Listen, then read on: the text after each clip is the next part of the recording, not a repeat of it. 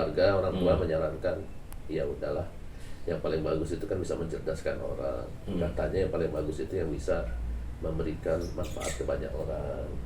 Dan saya nggak butuh uangmu, kata orang tua saya. Saya ingat sekali bapak saya nggak butuh uangmu, tapi yang saya butuhkan adalah bagaimana kamu bisa bermanfaat bagi masyarakat. Ya nggak mungkin Pak kita kaya dari itu.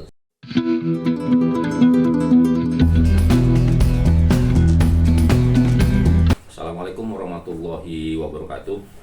Tabi pun, Ya pun. jumpa lagi dengan saya Ferdi Gunsan di channel saya Gunsan Talk. Kali ini saya berkunjung ke kediaman narasumber saya di Bandar Lampung juga. Ada Pak Dr. Nairobi. Beliau adalah dekan FEB, Fakultas Ekonomi dan Bisnis. Iya betul. Fakultas Ekonomi dan Bisnis Universitas Lampung. Dan beliau juga salah satu calon rektor dari 8 calon yang sudah disetujui oleh Senat ya, oleh Senat. Dan beliau juga salah satu calon rektor dari 3 calon dari Fakultas Ekonomi dan Bisnis, dan terbanyak menurut saya, terbanyak ya, terbanyak kali ini terbanyak di calon rektor. Ada 3 di bisnis, ada Pak Ai, ada Bu Marcel ya. Iya. Nah, 3. Pemirsa Gunsan Talk, pergantian rektor kali ini bukan karena masa jabatan habis, tapi dikarenakan adanya kejadian luar biasa. Dikatakan kejadian luar biasa, bukan juga force major, tapi kejadian luar biasa yang membuat mata Indonesia terbelalak. Kenapa? Karena ini pertama kali menurut saya, selama saya hidup, menurut saya pertama kali rektor dan senat yang ditangkap KPK.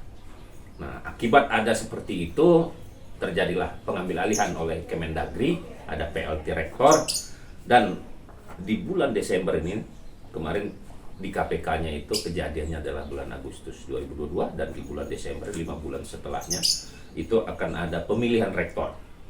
Ya. Kejadian ini yang saya katakan pertama kali rektor dan ketua senat ditangkap KPK. Mungkin jadi sejarah di Indonesia, pendidikan sudah luar biasa dan gelarnya pun luar biasa. Bincang ini tidak bermaksud untuk saling menyalahkan atau menjatuhkan siapapun ataupun siapa yang salah.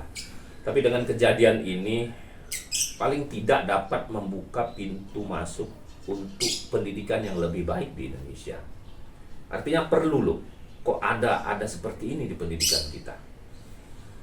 Baik internal kampus, perbaikan di internal, kenapa bisa lolos seperti ini. Kemudian juga di Kemendagri yang punya 35% hak suara. Kemendikbud, mohon maaf, Kemendikbud punya 35% hak suara yang tidak bisa ditawar-menawar.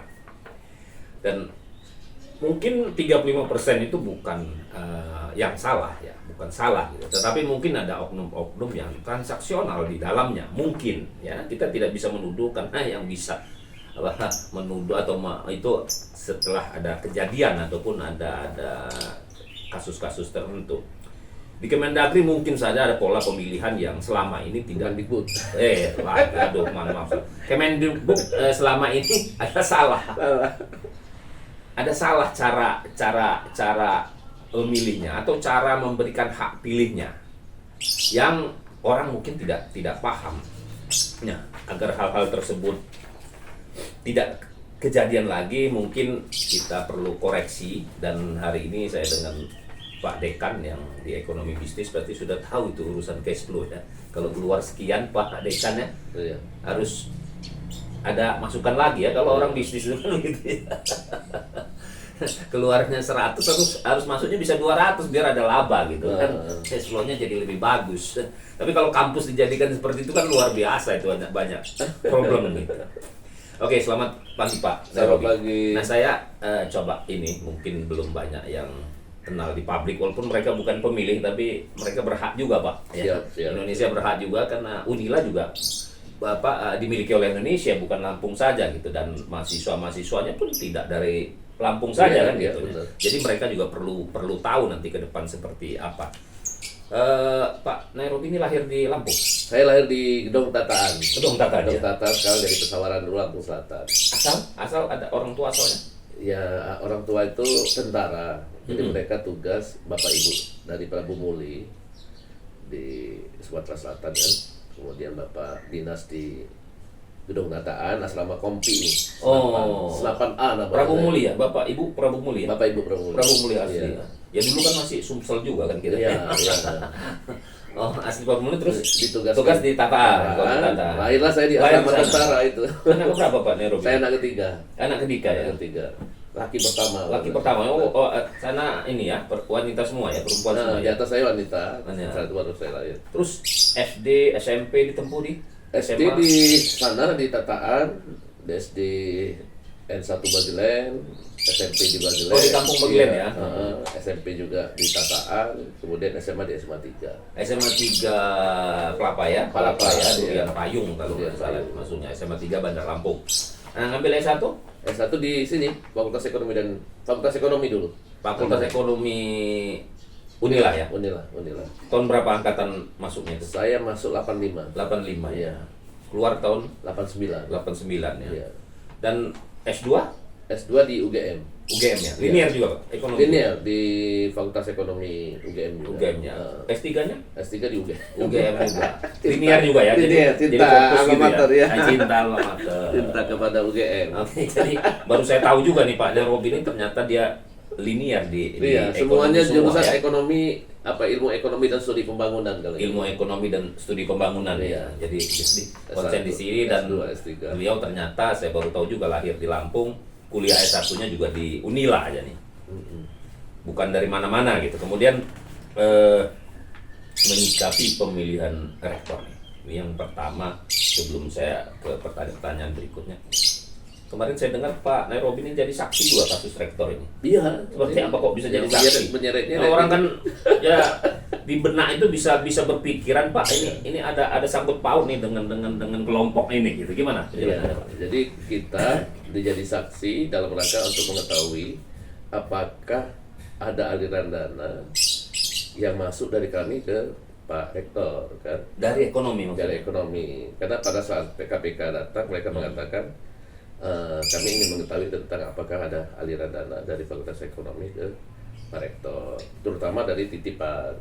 Ya, Dari titipan, oke. kan kita semua dulu masih sistem yang kita mungkin merasa itu menolong, tapi ternyata itu kan salah. Ya. Jadi kita disuruh bahasa ininya orang nitip gitu kan. Kemudian awalnya kan ini untuk membantu orang Unila ya, anak dosen, kemudian anak karyawan, kemudian juga partner bisnis kita gitu kan. Kalau saya itu saya catat Bapak A nitip anaknya gitu ya. Kemudian Bapak B ada catatan setiap tahun itu saya catat. Kenapa saya catat? Ya feeling saya juga kalau ada apa-apa ini buktinya kan, bukan saya. Nah, Ada jalur mandiri juga ya di ekonomi?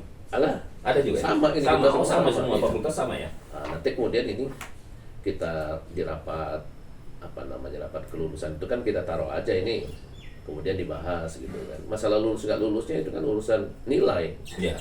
Kalau nilainya nggak cukup juga nggak akan Nggak lulus bisa gitu dipaksakan. ya. Iya. Nah tapi masalahnya di kami ini kan nggak ada urusan uang, tidak sama sekali menyentuh uang. Gitu. Tidak ada ini misalnya yang nitip nih, Bayar Pak Dekan uang, nih, ada titipan nih, iya. ini di bawahnya Di gitu kan? bawahnya gitu nggak ada. Di ekonomi itu benar-benar ya mungkin semua sama ya kalau urusan ini. Nah kedokteran yang jadi masalah kan. Karena kedokteran. Nah kita kan dalam masalah kedokteran saya bilang ketika kami rapat penentuan kelulusan kedokteran itu nggak dibahas. Oh, jadi salah satu fakultas yang tidak dibahas. Iya, fakultas itu tidak dibahas kelulusannya. Termasuk kelulusannya. budekannya juga nggak nggak ikut membahas di rapat itu. Mungkin dibahas di rapat yang lain ya saya nggak tahu gitu kan. Iya. Nah itu aja yang ingin diklarifikasi oleh KPK. Diklarifikasi oleh poin itu ya? Poin itu Tapi diungkapin bahwa memang itu tidak dibahas di ini. saya ungkapkan. Tentang kedokteran itu. Karena hadir ya Pak Dekan waktu itu hadir ya? Pak Nerobi hadir rapat itu? Selalu rapat kan kata pimpinan kan. Oh, iya. Yang diundang itu dekan ya? dengan wakil dekan satu. Dekan dan wakil dekan satu. Untuk menyatakan lulus atau tidak lulusnya, kesepakatan lulus tidak lulusnya gitu. Nah jadi kalau saya dari sisi saya menyatakan clear bahwa saya nggak tahu menau gitu kan.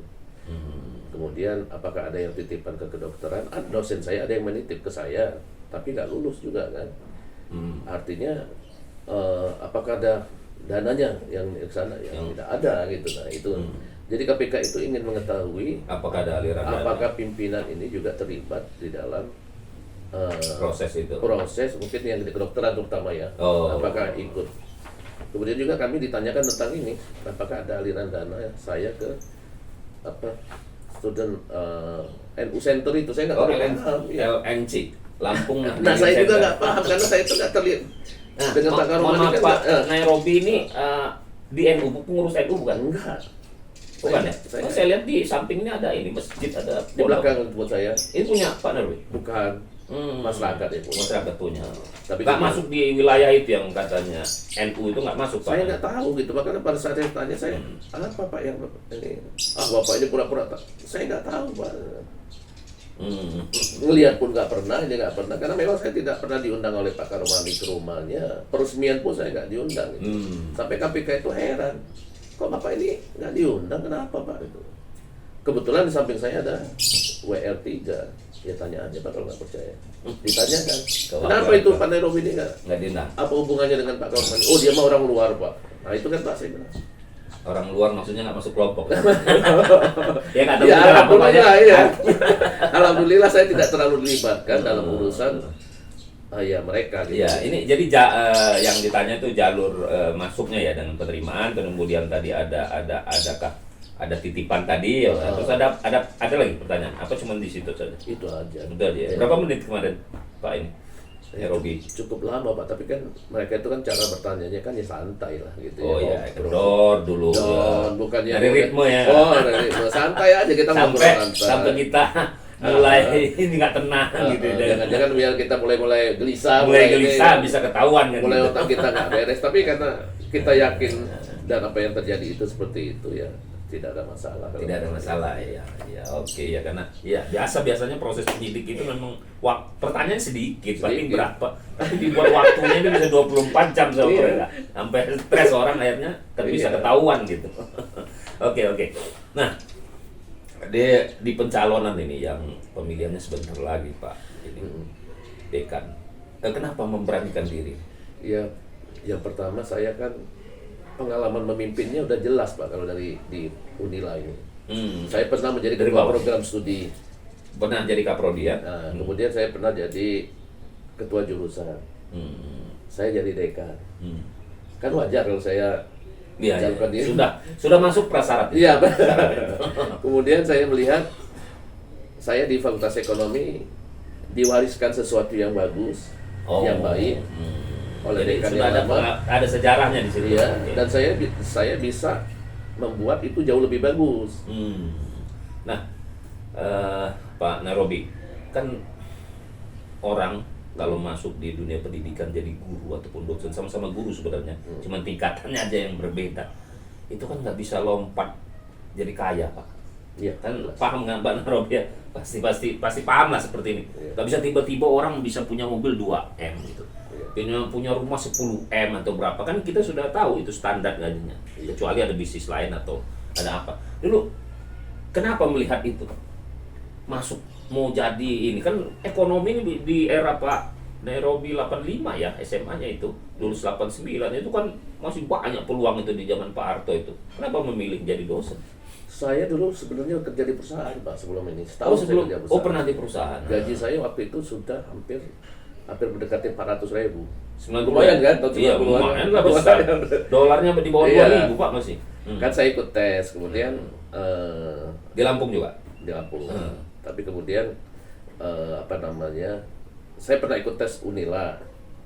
Kemudian saya tinggalkan gitu, tes jadi dosen. Saya tinggalkan, saya kerja di perusahaan. Tiba-tiba kemudian ternyata saya itu diterima. Diterima. SK saya sudah keluar setahun, tapi setahun setelah saya setelah mendaftar itu. Iya. Kalau Bu Seli dia diterima, dia langsung kerja. Kalau saya kan karena saya ragu apakah saya diterima nggak terima, saya daftar di perusahaan, saya bekerja di perusahaan. Kemudian SK saya ternyata keluar. SK ditelepon saya, lu mau pulang nggak? Nah, kenapa Pak? SK kamu keluar kata dia.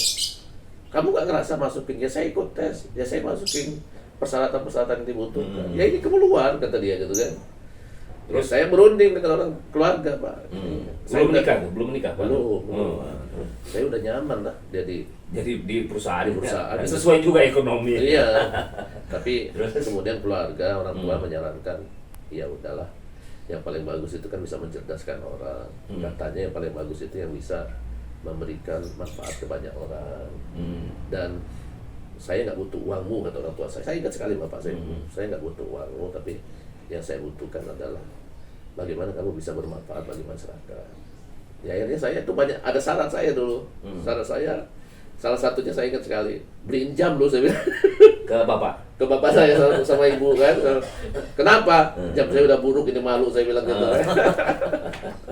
Oke. Tadi saya sepakat akhirnya saya jadi dosen. Dosen, jadi tertarik kan, jadi bukan menjadi dosen Pak Nerobi ini bukan karena mau mencari uang kan gitu. Iya nggak mungkin Pak kita kaya dari dosen.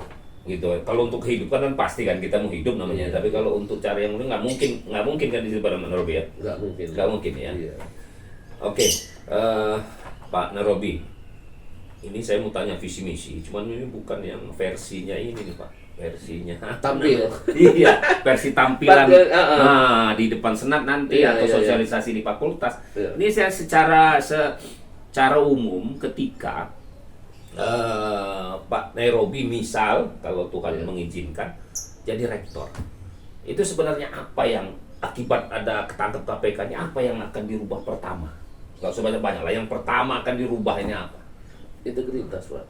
Integritas. Iya, jadi kita ingin dosen itu ya bersikap profesional, bahwa menjadi dosen itu bukanlah bagian daripada sesuatu yang sederhana, tetapi punya misi besar untuk mencerdaskan bangsa.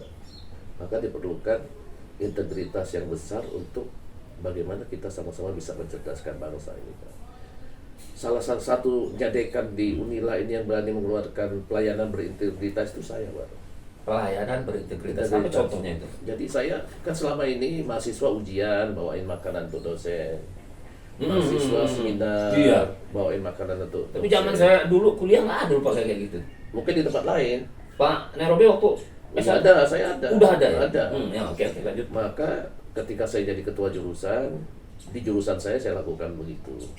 Perlawanan jelas ya Pak. Nah, pasti. Kawan-kawan kan nggak suka. Karena sudah jadi budaya. Karena budaya. Mereka Susah merubah itu kan gitu. Oke. Kemudian yang pada saat saya jadi dekan, saya keluarkan surat edaran. Surat edaran itu boleh ya? Dekan buat surat edaran itu boleh. Boleh. Ada aturan mainnya ya? Ada aturan mainnya. Karena saya ingin dalam tanda petik menghukum ya Pak ya. Menghukum orang yang melakukan tindakan seperti itu. Ada sanksi lah. Ada sanksi. Ya alhamdulillah efektif sih Pak ya. Mulai, dan saya marah besar gitu. Siapapun saya nggak peduli kalau udah aturan saya dilanggar, saya marah besar. Karena itu juga nggak ada kontribusinya untuk nilai untuk apa kan gitu. Tapi kan kasihan orang, anak-anak yang sedang harusnya berkonsentrasi ke akademik. Harus ngurusin kayak gitu. Sampai saya lihat itu bisa dibawa ke mobil dosen-dosen tuh Pak. Tuh Pak. Waduh, saya bilang kayak apa dunia ini. Nah itu yang udah saya ubah di ekonomi Pak. Itu sekarang masih terjadi apa? Masih ada? Kalau di ekonomi nggak bisa Pak. Ketahuan saya bahaya itu. Sudah nggak ada Pak? Saya batalkan, saya nggak tanda tangan ijazahnya gitu. Jadi itu yang pertama, integritas sebagai dosen ini. Kemudian yang kedua, saya ingin agar Unila ini mendunia gitu Pak. Mendunia, tidak hanya kenal di Indonesia saja, tapi kenal di luar. Nah, dengan apa cara biar itu Pak? Biar dikenal itu.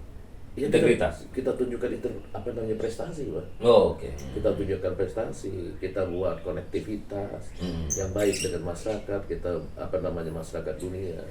Contoh yang ini baru, saya membuat hubungan dengan sebuah perguruan tinggi Saint Petersburg di Rusia. Servis? Bukan, kita kerjasama. Koneksi di Rusia. Iya. Antar universitas? Antar fakultas. Ekonomi juga di sana? Ekonomi. Okay. Dan ini mereka ternyata orangnya mereka itu ramah-ramah Pak. Ya. Ramah-ramah gitu ya. Walaupun ada beberapa banyak di sana juga tidak bisa bahasa Inggris, tapi saya juga kan bahasa Inggris nggak terlalu bagus. Sekarang gitu lebih gampang. Iya. Dan mereka sampai mengundang our president invite you to Saint Petersburg dalam Oh. rangka budaya, tapi karena dalam kondisi sekarang ini sedang perang, saya Iya, khawatir kan, iya, saya betul. agak. Ya, ya. Ternyata memang kalau kita coba terobos-terobos begitu Pak, orang itu kepengen juga dengan kita ini. Iya, iya, iya. Apa namanya? Kalau nggak dicoba kan nggak mungkin kita tahu Iya, juga kan itu. iya. Kayak kemarin saya ke Malaysia juga ya, kita punya kerjasama dengan di sana. Mereka bangga juga kalau bisa kerjasama dengan kita. Iya, iya, iya. Jadi jangan kita juga merasa Ya kan saling belajar gitu, ada pengalaman di sini, ada pengalaman di sini. Iya. Itu kan tadi integritas, koneksi, terus yang ketiga Pak, ya Robi. Yang ketiga, sebenarnya saya menginginkan tata kelola yang baik itu di kampus kita ini. Kalau tata kelola, manajemen berarti larinya. Iya, tata kelola. Terus kalau soal ini akhlak dan perilaku Pak. Oh itu pasti utama. Saya pikir itu. Karena kan saya sempat podcast juga dengan Pak Prof Jarwo. Iya. Wah, kita itu bukan butuh saja transfer knowledge, ya. Bukan soal pengetahuan aja yang transfer. Tapi integritas tadi, Iya. perilaku dan akhlak tuh ada di integritas tadi, Iya. kelihatannya Pak ya. Iya. Saya ini dari awal jadi dosen itu jadi ini Pak, apa? Komisi disiplin Pak Komisi disiplin di Fakultas Ekonomi. Oh, ada komisi disiplin kan? Jadi ngurusin mahasiswa yang Oh, rambut di partai itu kayak gondrong, ada ya. BK lah. Ada badan kehormatan lagi. Enggak, memang dia ngurusin mahasiswa. Ngurusin disiplin, oke. Oh, gondrong Yang- nggak boleh, yang Pak? pakai sendal jepit, yang Hmm. pakai baju sobek semua, pakai kaos oblong. Situ kadang-kala ya pekerjaan itu pekerjaannya kesederhana, tapi kan membutuhkan keberanian kan. Betul, betul, betul. Kalau nggak berani, nggak menegur orang. Satu negur keberanian juga perokok. yang kedua bukan keberanian, peduli Pak. Ya peduli. Karena Bapak dengan negor orang di sini kan belum tentu Pak Nairobi dapat ini. Iya. Dapat uang gitu dengan Oh, pakai iya. disiplin, dapat uang tuh, dapat ada yang ngasih hadiah gitu Pak. Kan enggak kan? Malah marah orang Malah banyak jengkel, musuh, kan? Iya. Tapi yang saya alami Pak, mereka pada saat kita tegur, kita marahi begitu. Pada suatu saat kita ketemu mereka sudah Sudah selesai. selesai. Mereka bangga Betul, gitu. betul. Pak, masa Bapak nggak ingat saya dulu yang Betul, Bapak betul, betul. kejar-kejar gara-gara saya pakai kaos Betul. gitu kan? Ya sama seperti waktu sekolah kita SMP SMA Apa? nakal kita Nakal. nggak ini dicubit guru. Ah. Saya juga bangga loh Pak, itu malah saya cari gurunya. Kalau Kan? sekarang kan kasihan guru-guru Iya, itu. Betul. Kasihan gitu, dia mau giniin dikit aja sudah kena HAM gitu ya. Iya. Jadi masuk di komisi disiplin. Kemudian ada tadi masalah manajemen ya di dalam ya Pak. Iya, tata kelola. Tata kelola ya. Oke. Jadi tata kelolanya kita bikinkan tata kelolanya kan lebih profesional ya. Bagaimana persiapan mengajar, bagaimana materinya, Iya, iya. bagaimana mempersiapkan peralatan yang dilakukan oleh kepegawaian. Pendukung ya. Iya, pendukungnya. Bahan pendukung. Itu kan kalau tata kelola itu baik, maka sistem pengajarannya Jadi nyaman juga. akan lebih nyaman. Bagaimana kita menyiapkan ruangan yang baik gitu loh, Pak. Nah, di Unila ataupun kampus lain apa ya? Di Unila yang kita lihat ini kan berkembang ya Pak ya. Pasti ada anggaran pembangunan dari pusat atau segala. Nah, kembali ke tata kelola. Ini kan lahan nanti makin sempit nih Pak kalau dibangun ini. Kalau nggak ada proses ke depan 25 tahunan atau apa itu kan jadi nggak nyaman lah. Kalau sekarang kan enak, ada embung kita, Iya. lapangan bola ada, kolam renang ada. Nah, kalau seperti itu tidak dikelola dengan baik menurut Pak Nairobi akan menjadi ke depan menjadi sempit atau menjadi bumerang tata kelola lingkungannya jadi nggak baik Pak. Sekarang aja udah kerasa Pak, parkir kita udah susah. Betul. Zaman saya dulu awal-awal saya kuliah, saya bilang jalan begini luas untuk apa? Ya naik mobil bisa dihitung. Sekarang semua bawa mobil. Bawa mobil, Parkirnya bawa udah motor. susah. Iya. Jadi untuk itu kan kita sudah punya Menyikapi lahan yang makin sempit ini Pak. Gimana? kita sudah ada punya rencana kan akan dihibahkan oleh pemerintah daerah di Pemprov ya? dekat Pemprov Dekat di ITERA. daerah itu kan kita persiapkan di sana. Tapi kemarin itu tidak clear karena kelihatannya Pak Gub juga belum mau menyerahkan gitu. Oh, Kan. belum ada tindak lanjut ya? Iya, tindak lanjut, Oke, kan. Oke. Itu jadi PR Pak, ini juga ya, Pak, kalau Pak Nairobi jadi rektor, jadi Iya. PR juga itu ya? Kita harus membuat hubungan yang baik betul Pak dengan Pengembangan, oke. dengan apa namanya gubernur Pak Dengan dimanapun pemerintah lah ya. kita ya bagian daripada ya, apa namanya ya, luas kita berapa luas sih? Iya, lihat kalau nggak dikelola bagus ya di sini toto ada lahan kosong dibangun. Iya. Ya, jadi tambah nggak nyaman kan, anak-anak itu kan belajar atau habis dia kuliah kan suka nongkrong di rumput, saya lihat Iya. sambil dia belajar, bukan ngobrol aja, artinya butuh loh. Yang seperti itu butuh. Kalau kita yang SD, contohnya SD kita nih di kota Pak Nairobi, Iya. gara-gara kebutuhan makin bertambah, akhirnya lapangannya dibangun, akhirnya anak-anak ada tempat olahraga lagi. Iya, tempat nongkrong. Nah, mungkin kalau saya melihat harapannya ke depan kalaupun insya Allah Pak Nairobi bisa ini memimpin, lapangan-lapangan itu tetap harus jangan dibangun gitu. Mendingan kita ngembangin ke tempat wilayah lain gitu. Atau kalau mau bangun kita harus tingkatnya dinaikkan. Ya, karena membangun itu bukan soal banyak, jadi harus ada apa Pak? Estetika. Biar indah juga. Asli kalau bahasa. Asli kan kalau kita Udah pernah ke ekonomi belum? Fakultas Ekonomi dan Bisnis. tapi belum pernah masuk ke dalam. Saya lihat luar aja ke elektro. Itu udah kita siapkan dengan Udah ya. bagus, Pak. Ntar kapan-kapan kita main. Amannya, idenya. Karena saya lihat kalau di luar negeri di Eropa ataupun di Amerika, Australia juga. Maka Australia mungkin ya maklum lah karena penduduknya cuma 23 juta satu benua ya. Itu sangat asli semua, Pak. Iya. Kayak bukan orang santai gitu, nyaman gitu. Kalau dia nyaman, anak itu habis selesai kuliah juga pola Nyaman. pikirnya juga nyaman gitu, nggak masuk langsung keluar kredit gitu kan. Itu merupakan bagian dari ini saya, Pak. Saya selalu menginginkan agar lingkungan kami itu asli FEB itu. Iya. Ya, karena dengan lingkungan asli itu orang datang ke sana sudah nyaman dulu. Sudah nyaman, iya sama kayak Sampah tidak ada, Betul. gitu kan harus dibuang.